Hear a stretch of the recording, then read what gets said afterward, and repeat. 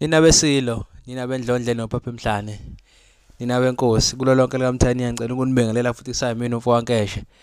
Njengoba nizwile uKhuzani izola ibekile le ndaba yokuthi umnqobile uSathane, ngiyacabanga futhi ukuthi njengoba bebeka ngamagama akhe ukuthi kuliqiniso ukuthi umnqobile uSathane. Umnqobile ngempela uSathane uMfowampungose. Namanje usaselekile laze leli laseDubai. Engathi umcimbi uyaqhubeka futhi usazogcina ephefumile uMfowampungose ngoba namhlanje kune show kumele avele kuyona kwi-channel lapho ku-DStv.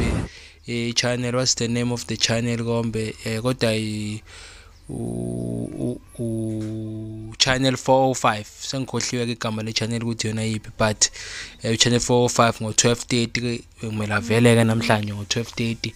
Abambonile-ke mina bengisasedolobheni ngaleso sikhathi, kodwa-ke engathi yonke into ihamba kahle njengoba bekhuluma ngokunqoba uSathane ugcine emnqobile uMfowampungose.